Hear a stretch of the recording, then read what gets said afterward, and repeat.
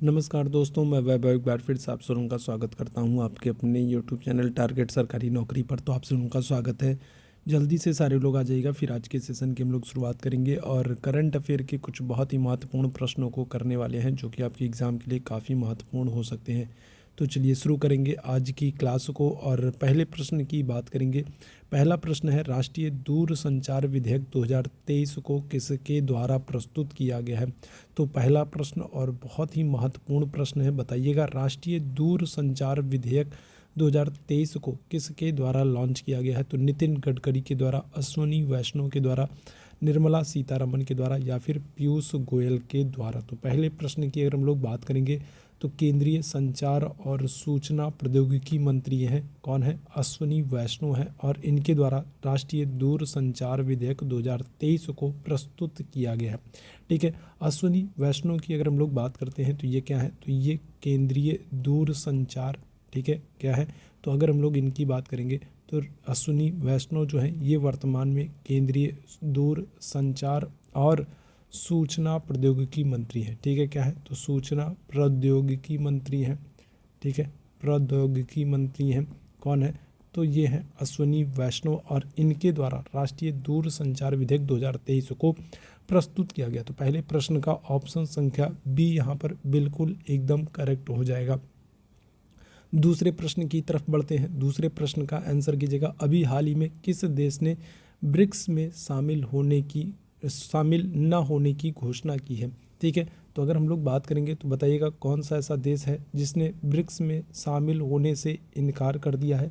Argentina, मिस्र, Ethiopia, Iran, क्या correct answer हो जाएगा। चलिए जल्दी से सारे लोग आंसर करेंगे। देखो, अगर अभी हम लोग बात करें ब्रिक्स की, तो ब्रिक्स में 5 देशों ने शामिल होने की बात की है। ठीक है, कितने देशों ने, 5 देशों ने। कौन कौन से देश हैं, तो देखिए एक तो है ईरान, ठीक है, क्या हो जाएगा, एक आपका ईरान है। इसके अलावा अगर हम लोग बात करेंगे दूसरा क्या है, तो दूसरा साउथ अफ्रीका हो गया। ठीक है, इसके अलावा अगर हम लोग बात करें क्या हो जाएगा, तो यूएई है।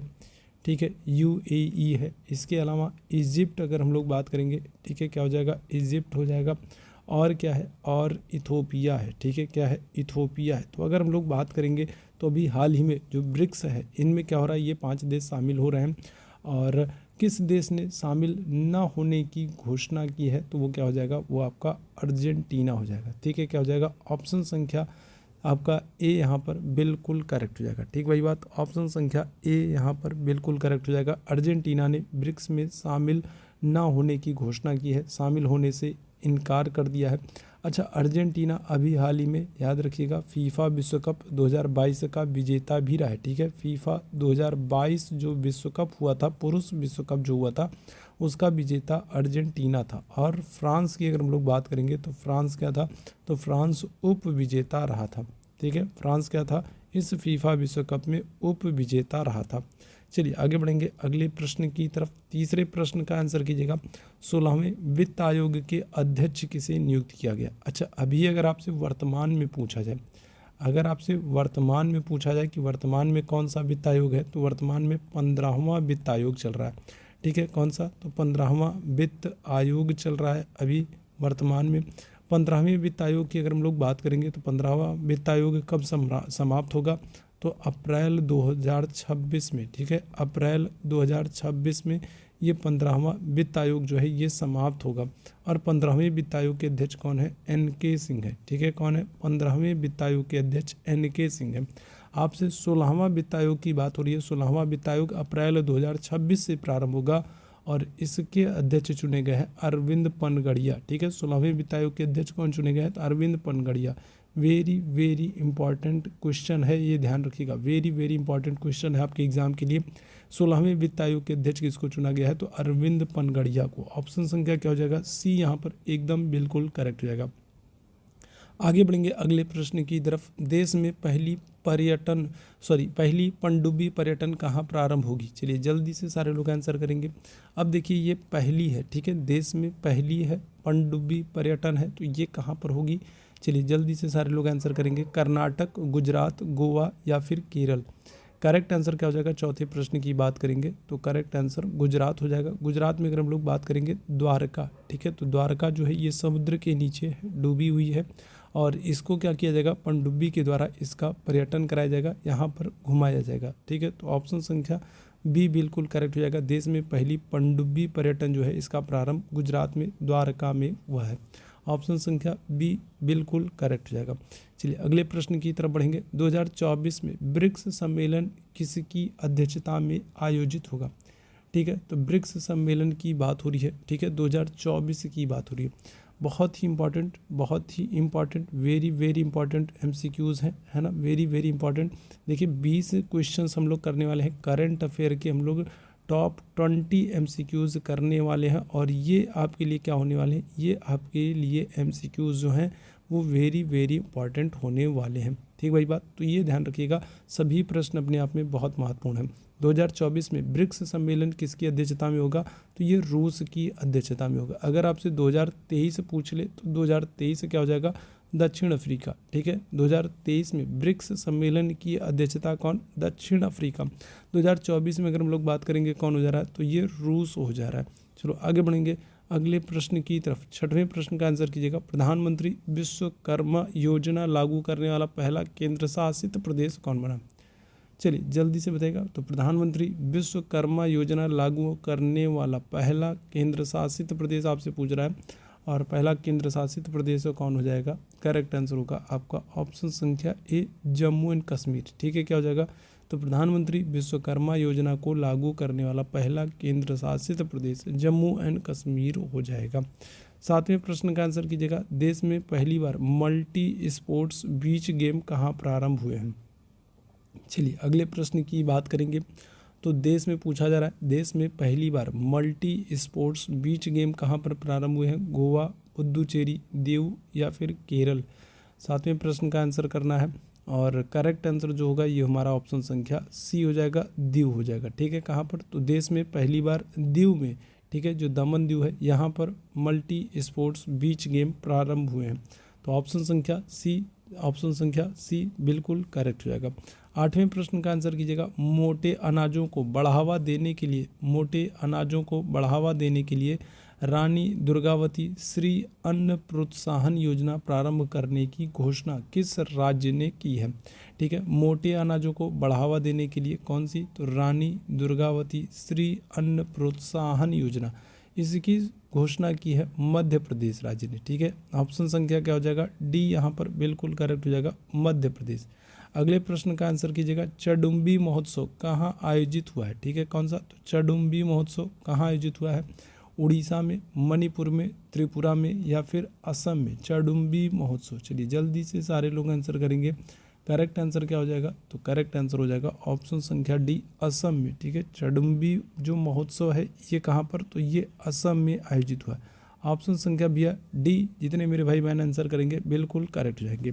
चलिए आगे बढ़ेंगे 10वें प्रश्न की तरफ। बिम्स्टेक महासचिव पद पर नियुक्त होने वाले पहले भारतीय अधिकारी कौन बने?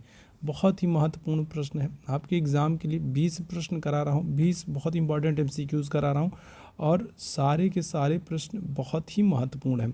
बिम्स्टेक महासचिव पद पर नियुक्त होने वाले पहले भारतीय हैं जिनकी क्या होगा, जिनकी नियुक्ति बिम्स्टेक के महासचिव पद पर हो रही है।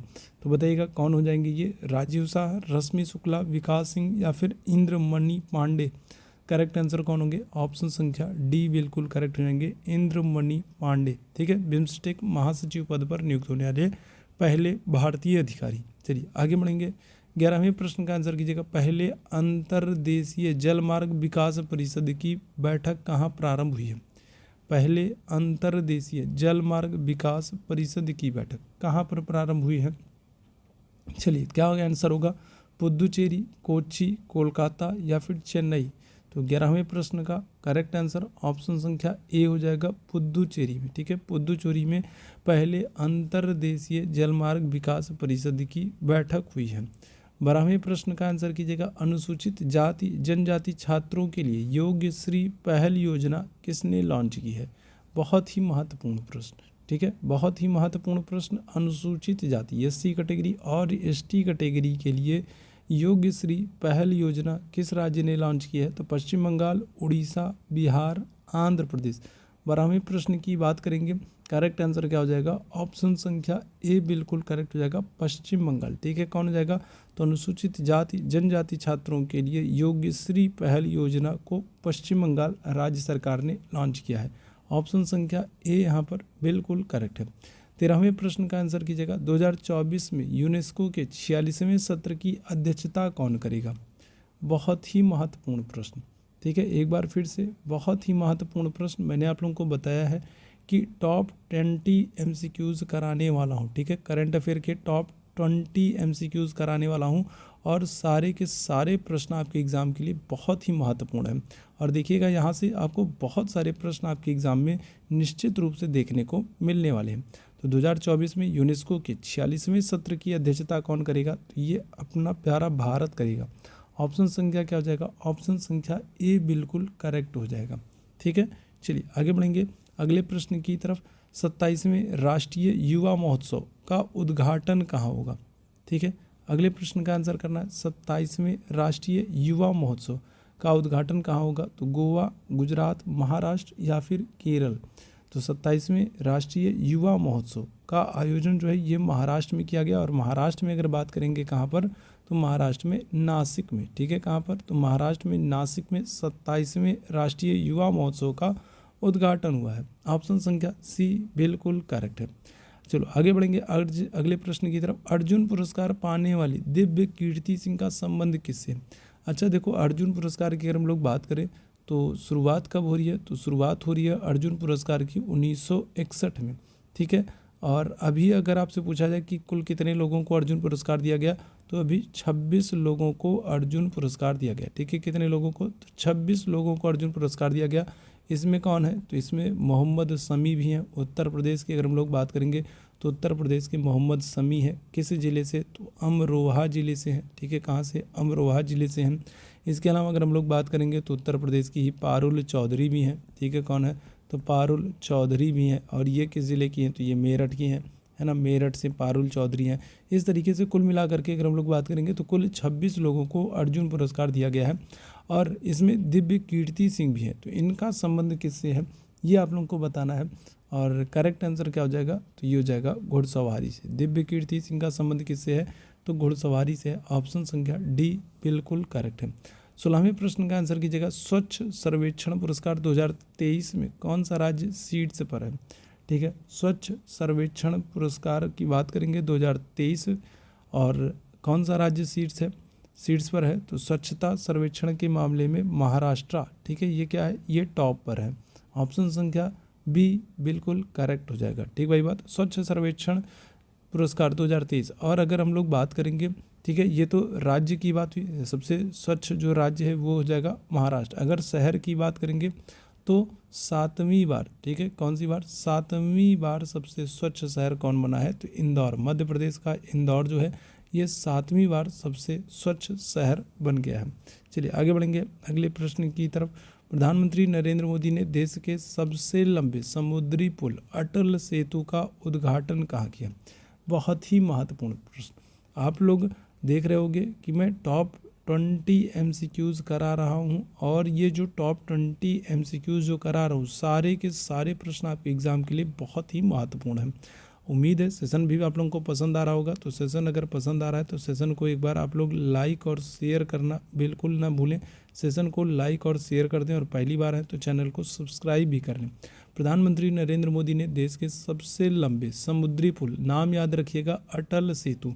डायरेक्ट आपसे प्रश्न पूछा जा सकता है कि अटल सेतु किस राज्य में है, और ये देश का सबसे लंबा समुद्री पुल है और इसका उद्घाटन कहाँ पर किया गया? महाराष्ट्र में किया गया। ऑप्शन संख्या सी बिल्कुल करेक्ट हो जाएगा। आगे बढ़ेंगे 18वें प्रश्न की तरफ। भारत के पहले डार्क स्काई पार्क की मान्यता किसे मिली है? बहुत ही महत्वपूर्ण प्रश्न, और भारत का ये पहला है। ठीक है, भारत का पहला डार्क स्काई पार्क है और इसकी मान्यता किसे मिली है? तो Durgavati tiger reserve, Ranipur tiger reserve, Bandhavgarh tiger reserve या फिर पेंच टाइगर रिजर्व। क्या करेक्ट आंसर हो जाएगा? तो ऑप्शन संख्या आपका डी बिल्कुल करेक्ट हो जाएगा, पेंच टाइगर रिजर्व भारत के पहले डार्क स्काई पार्क के रूप में मान्यता प्राप्त किया है। ऑप्शन संख्या डी बिल्कुल करेक्ट हो जाएगा। किस राज्य में ये पड़ेगा? तो ये मध्य प्रदेश और मध्य प्रदेश और महाराष्ट्र में फैला हुआ है। ठीक है, मध्य प्रदेश और महाराष्ट्र में फैला हुआ है। तो जो भी आपको ऑप्शन देगा वो आप ऑप्शन चूज करिएगा। मध्य प्रदेश देगा तो मध्य प्रदेश, महाराष्ट्र दिया होगा तो महाराष्ट्र। ठीक है, दोनों राज्यों में इसका विस्तार है। पेंच टाइगर रिजर्व का भारत का पहला डार्क स्काई पार्क के रूप में मान्यता हासिल किया है। भारतीय सेना ने सैन्य इतिहास के डिजिटल संग्रह के लिए कौन सा प्रोजेक्ट लॉन्च किया है? प्रोजेक्ट नमन, प्रोजेक्ट उद्धव, प्रोजेक्ट इतिहास, प्रोजेक्ट शौर्य संकलन। क्या करेक्ट आंसर हो जाएगा? तो भारतीय सेना के द्वारा किया गया। ठीक है, क्या करेंगे? भारतीय सेना ने सैन्य इतिहास के डिजिटल संग्रह के लिए एक प्रोजेक्ट प्रारंभ किया है और इसका नाम क्या है? तो इसका नाम है प्रोजेक्ट शौर्य संकलन। ऑप्शन संख्या क्या हो जाएगा? ऑप्शन संख्या डी बिल्कुल करेक्ट हो जाएगा, प्रोजेक्ट शौर्य संकलन। ठीक है, चलिए आगे बढ़ेंगे और आज के सेशन के आखिरी प्रश्न की बात करेंगे। आखिरी प्रश्न है, धनु यात्रा उत्सव का आयोजन किस राज्य में हुआ है? धनु यात्रा उत्सव, तो झारखंड, असम, उड़ीसा या फिर तमिलनाडु। 20वें प्रश्न का सभी लोग आंसर करेंगे। धनु यात्रा उत्सव उद्घाटन कहाँ किया गया है? कहाँ पर इसका आयोजन हुआ है धनु यात्रा उत्सव का? तो करेक्ट आंसर हो जाएगा तो ये उड़ीसा हो जाएगा। ठीक है, धनु यात्रा उत्सव। इसके अलावा अगर आपसे पूछा जाए चैत्र यात्रा उत्सव, ठीक है, क्या चैत्र यात्रा उत्सव की बात करें, चैत्र यात्रा उत्सव या फिर रथ यात्रा मेला की बात कर लें, ठीक है, रथ यात्रा मेला की बात कर लें, तो ये सब आपके कहाँ पर होंगे? तो ये सब आपके उड़ीसा राज्य में हो जाएंगे। ठीक है, कहाँ पर हो जाएंगे? ये सब के सब उड़ीसा राज्य में हो जाएंगे। ऑप्शन संख्या क्या होगा? सी बिल्कुल करेक्ट होगा। तो आज के सेशन में 20 बहुत ही इंपॉर्टेंट MCQs थे करंट अफेयर के। उम्मीद है सेशन पसंद आया होगा। सेशन पसंद आया हो तो सेशन को एक बार आप सभी मेरे भाई बहन लाइक और शेयर जरूर कर दिएगा। अभी के लिए बस इतना ही करूँगा। थैंक यू सो मच आप सभी लोगों को मेरे साथ जुड़ने के लिए। Thank you so much.